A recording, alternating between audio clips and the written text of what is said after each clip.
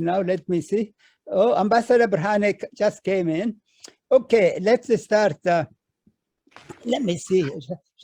It's already to. Okay. Welcome, Ambassador Birhane. Well, thank you. Thank you, Professor Ephraim. And hello, everybody. How are you all? Let me introduce them, Ambassador Birhane. Okay, you have here our dear friend, Vicky Huddleston, Ambassador Vicky Huddleston. You probably know her personally. Sure. Ambassador Tim Clark, you know him, not you, Ambassador Birhane? Ambassador Tim Clark? Say hello.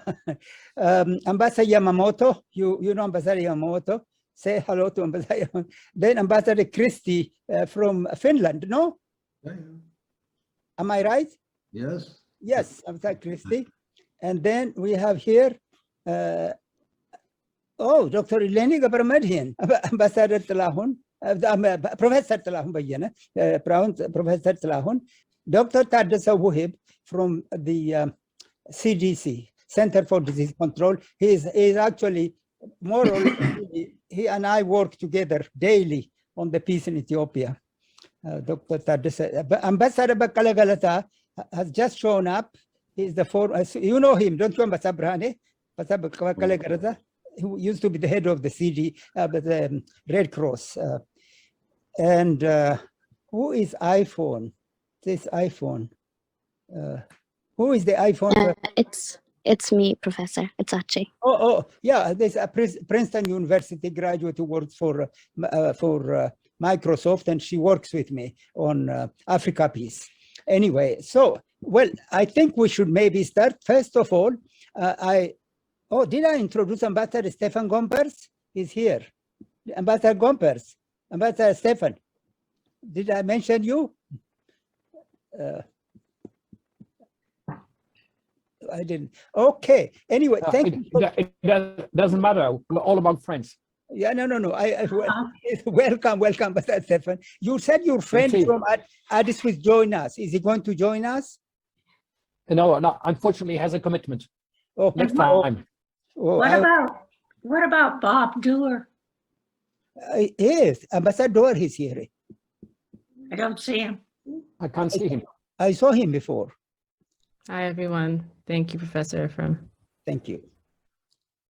Hello? Hello, Bob. How are you? Are you joining us tonight? Are you joining us, joining the meeting with Professor Ephraim? Oh. Well, we just started. Well, it's it must be 7:30 London time, 2:30 Eastern Standard Time. Yes, we just. Okay, I will. Well, Bob Doer is on a call, but he'll join us as soon as possible. Okay, then shall we start? Yes. Okay. Well, let me first of all introduce to you all our distinguished guest today, Ambassador Birhane GabreKiristos. Ambassador Birhane GabreKiristos, before I introduce his title, let me say he's also a personal friend, a very good friend, a person whom I respect, and I'm very happy that he today agreed to come and meet us. Ambassador Birhane, I met him first when before the end of the Derg War, when he used to come to Washington. Since then, that's almost 30 years we've known each other. Then Ambassador Birhane was actually officiating at the meeting that happened in Addis, the Peace and Democratic Transitional Committee. And I remember he's coming to me at the back of the stage, asking me to say a few words at the conclusion of that meeting. So we've been really very close friends. We've known each other, and I have great respect for him and for his intelligence. Ambassador Birhane was the first ambassador of the EPRDF to United States from 1991 and for another 5 years there. And then thereafter, he was the Ethiopian ambassador to the European Union. So you all know that. And he had served in many very important capacity with the EPRDF. And today, Ambassador Birhane will correct me if I introduce him as a chief representative of the TDF or TPLF in the Western Hemisphere. So if I made a mistake, Ambassador Birhane, you can correct me. So we're going to hear from Ambassador Birhane, get his insights and enlightenment.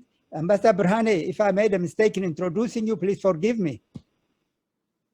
No problem. I think you've introduced me correctly, so no problem with that. I will go with that.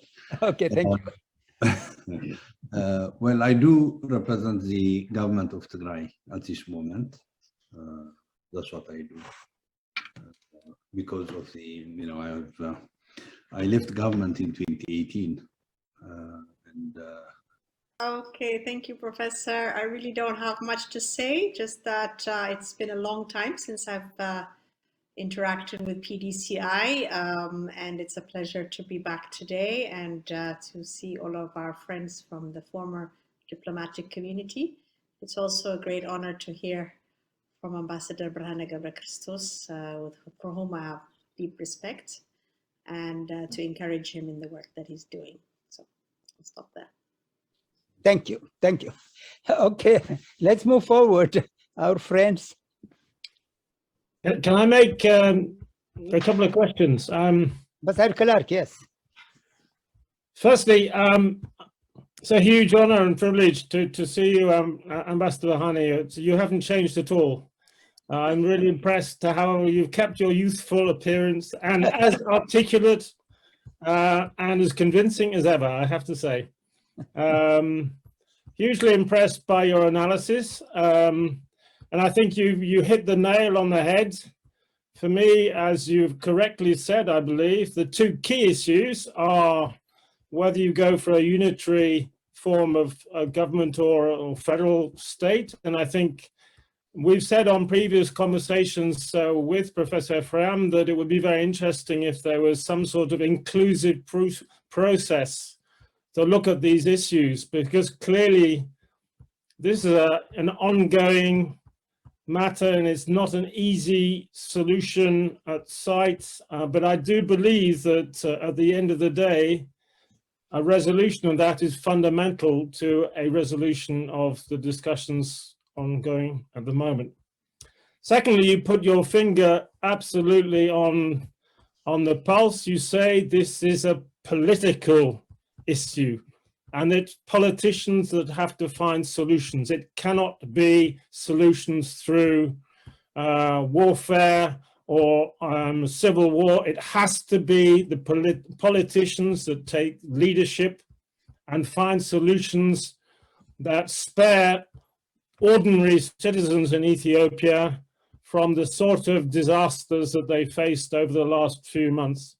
And I really think that your emphasis on finding a political solution is absolutely, I think, shared by all of us who are watching the tragedy unfold from afar. And it's political leadership from those who are involved and those outside that will ultimately determine whether or not Ethiopia can return to the sort of miraculous economic progress that you mentioned at the beginning of your debate. And for me, it was a real irony for me that someone who I respected and at the beginning of his position as Prime Minister, as a Nobel Prize winner, holding out the hand of friendship across Ethiopia and of course to Eritrea as well, has led Ethiopia into this incredible chaos now that those who love Ethiopia from outside find themselves witnessing and powerless to do anything about. Which brings me really to my third comment is that, and we've raised this with Professor Ephraim before, you have on this call people who know Ethiopia, who love in Ethiopia, who've invested their time and their energy and their emotions and their hearts in Ethiopia. And we've asked many times, do we have anything useful to do? all of us in our own way, of course, still maintain contacts with our former employees. Just the other day, I was talking to the existing EU ambassador to Ethiopia.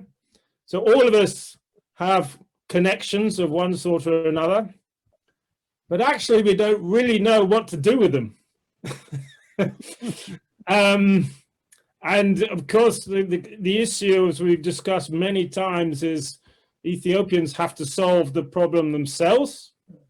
Maybe they have to find their own internal mediators and not rely on the African Union or anyone else. So my question to you really is a critical one here.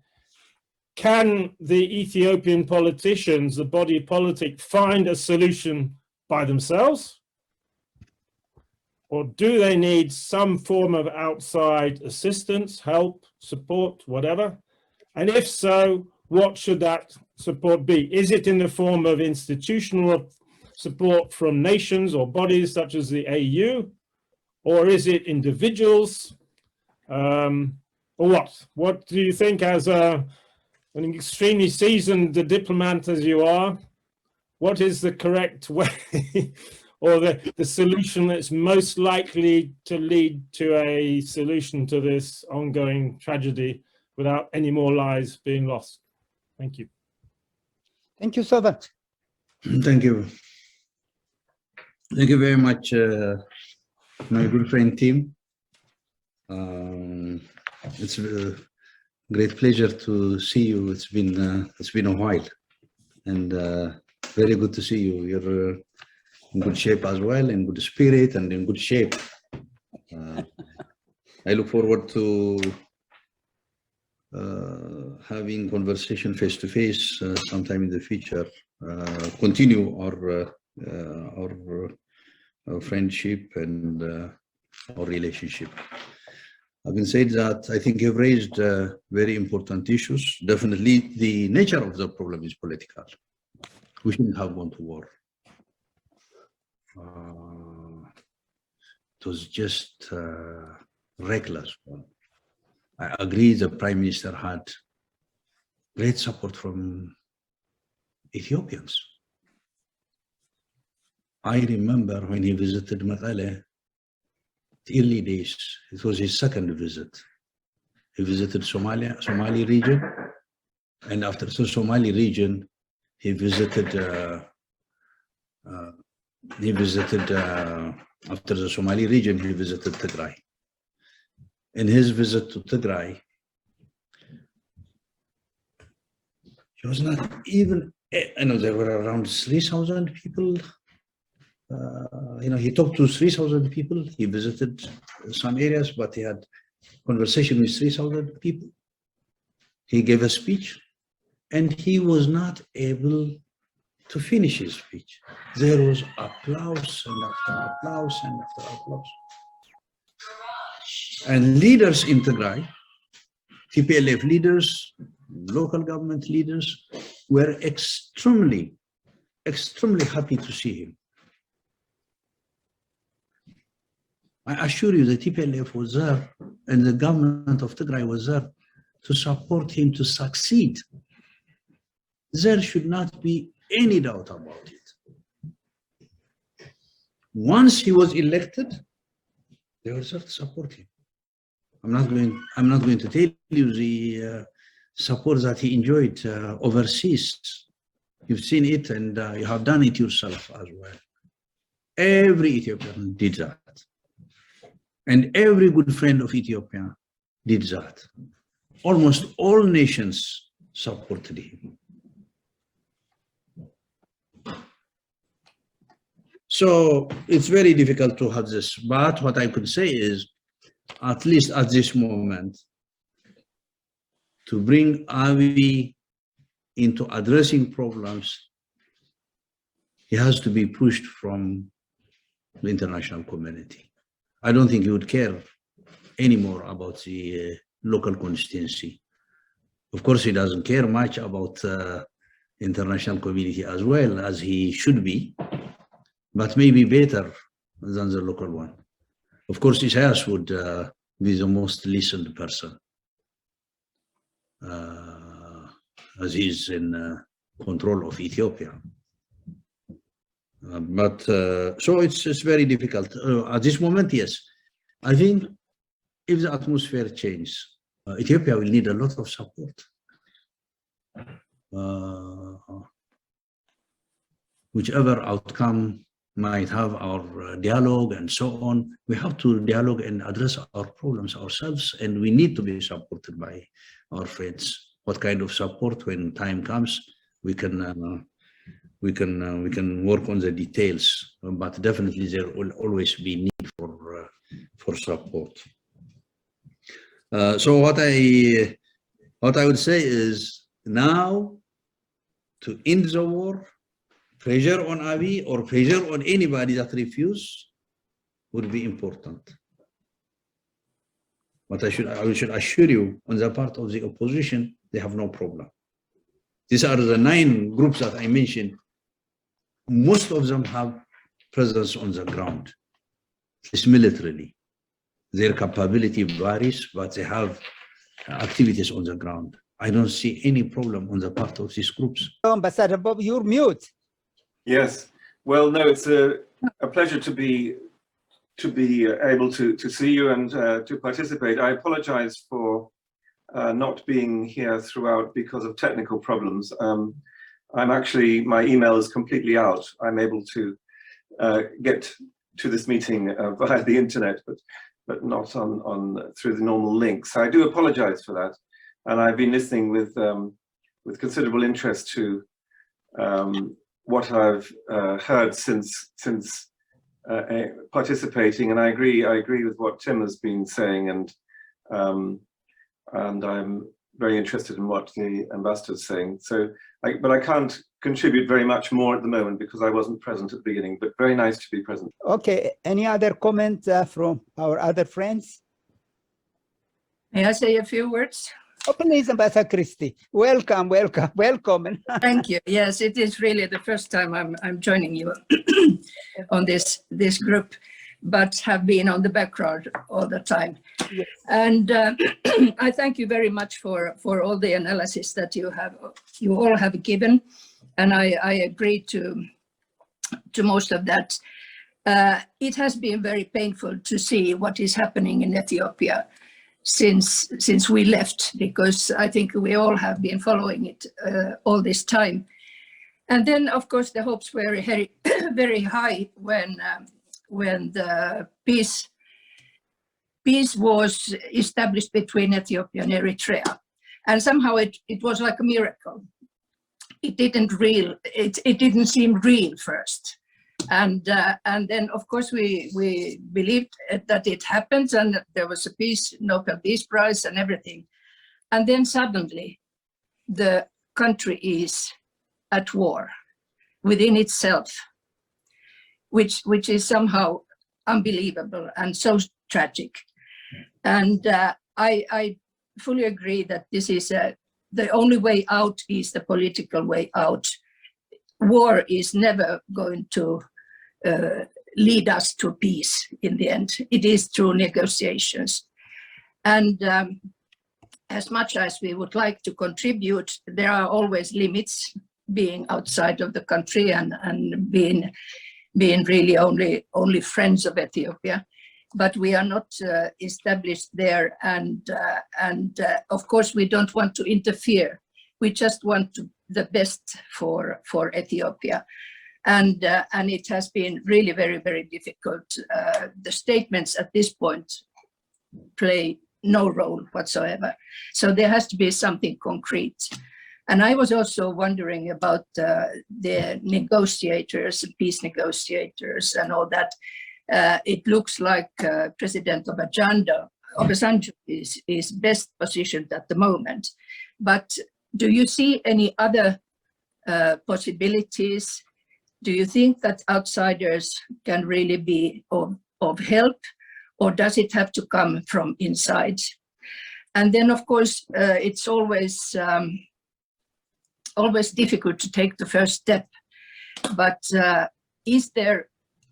who is going to take the first step to get the negotiations going on? have you established those requests that you have to the government, and have they ignored them, or is there any kind of contact between the government and Tigray at the moment? Thank you. Thank you very much. Thank you for raising these important issues, Ambassador. Indeed, when the agreement between Ethiopia and Eritrea was signed, I think a lot of people were extremely happy. In Tigray as well, there was, I should be frank to tell you that there was a bit of doubts of the intention. Ambassador Christie, you wanted to say something more? Thank you very much. No, that's all. Well, we haven't heard from Ambassador Vicky or Ambassador Donald. This is Don. Just a quick question. So, Ato Birhane, it's really a great honor. And again, our deepest condolences on the tragedies in Tigray and the loss of life. And we were in contact with many of the people right before the tragedy began, and the death is just unacceptable. What you're raising raises a lot of questions and issues. And in some ways, I don't really disagree with you. And that is that will Abiy actually change? Will he negotiate? Will he actually move forward and cut off his dependence on Isaiah and others? And that's really hard. But you know, given where the international community is, and especially after Secretary Blinken's visit to the continent, and you have Sudan, which continues to be a problem, and of course Ethiopia is challenged with Egypt on the Renaissance Dam issue, and of course you have just succession problems and bad elections coming up in Kenya, Somalia, and the other areas. Everyone is really looking at some type of negotiated settlement or some way forward to resolve and avoid the anticipated violence, with troops now right outside of Addis. As you know, the evacuations have begun. That's a very alarming situation, and there's just a lot of problems. Is there anything that you see that can really, are you engaged in any other alternative mechanisms that's going to kind of resolve this ongoing challenge? Over.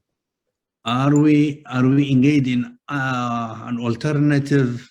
What's the point that you said last? Yeah, so other mechanisms, because obviously just making conditions on Abiy is not going to work. Abiy is not listening. He is not listening at all right now. And how are you going to reach him, to a person who's really in a corner? And Obasanjo has not been extraordinarily helpful or very active. And so are there any other opportunities that you see?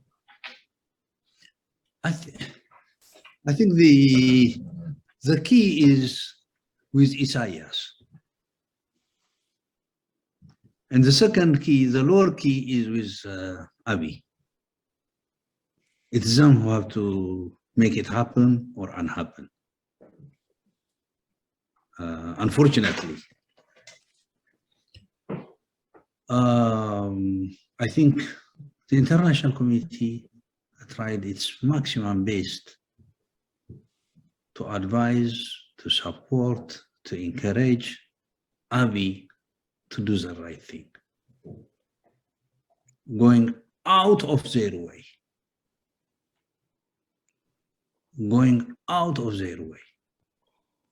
which is appreciated on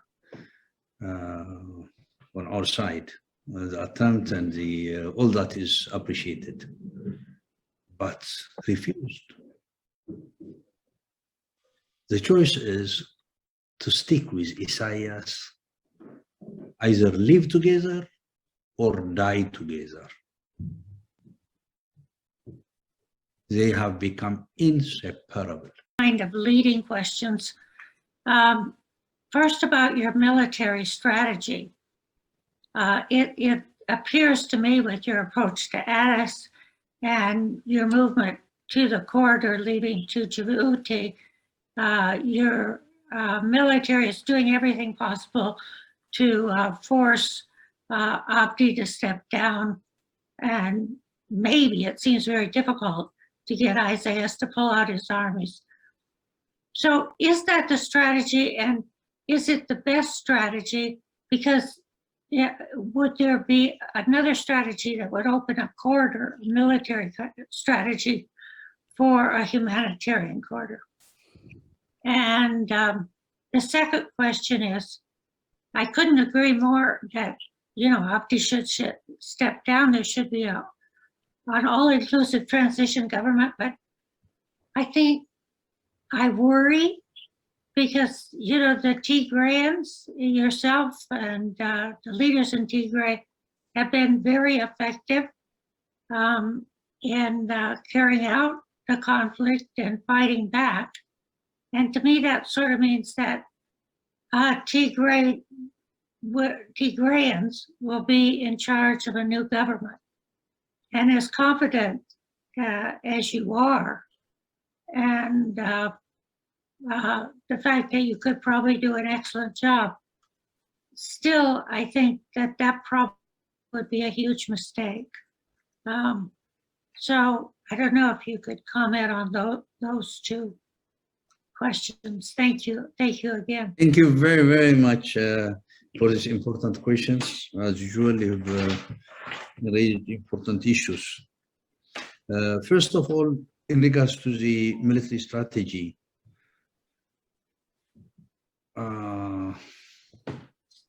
our choice is definitely, our priority of priority is saving lives of the Tigrayan people. In this case, we would have, to come to your question, maybe if you're referring to the Western corridor to open humanitarian access, definitely we would have loved to do that, because it gives us a lot of advantage. However, this is a military theater, military affairs. You don't go to areas that you want. Our intention is definitely to push the military out of Tigray and create a condition where, at the same time, they are not able to invade, but we have to definitely chase, and we have to encounter the mobilization as well. So what we are trying to do is, we are trying to do many factors, we are taking many factors into consideration. Definitely, we want to open a corridor, but it doesn't go with our desire. It goes, we can open it by pushing militarily, because in a peaceful way, everybody tried to have a corridor opened. UN tried, NGOs tried, governments tried, the EU tried, the US tried, everybody failed to have it open. So we're forced to open it. And in order to open it, we have to weaken the military establishment of the invading forces. So the strategy, our strategy, is dictated by the action of the invading forces. This is what I can say. It's not, it doesn't depend only on our choice, but it's dictated by the situation. I hope I have responded to your question. In terms of all-inclusive dialogue, we are going to have all-inclusive dialogue. I should assure you that we have no interest of dominating Addis and so on. This is not the case. This is not the agenda. This is not the issue. We want to have an all-inclusive dialogue, and we want to see how we can address problems, and we want to address it through that mechanism. So I should assure you that we are not interested in controlling Addis and so on. Thank you very much for your excellent explanation. I hope that you have military success fairly soon, because it seems as if the situation is only becoming more drastic. Yeah, two more questions quickly. Sorry to take the floor again. Good question. Yeah. First question. Even if Abiy sticks to his guns, which unfortunately seems to be doing, is there hope that some people around him, either in government or in the military, realize that this is going nowhere and might force him to accept cessation of hostilities, or force him to step down? That's number one. Second question, I'd like to go back to this issue of crime and accountability, which is perfectly understandable, especially for the victims. But would it be envisageable at a certain stage to have some kind of, I don't know how to call it, amnesty or pardon or yikerta, whatsoever, in order to precisely to encourage the other side to give up this useless fight? Good questions again.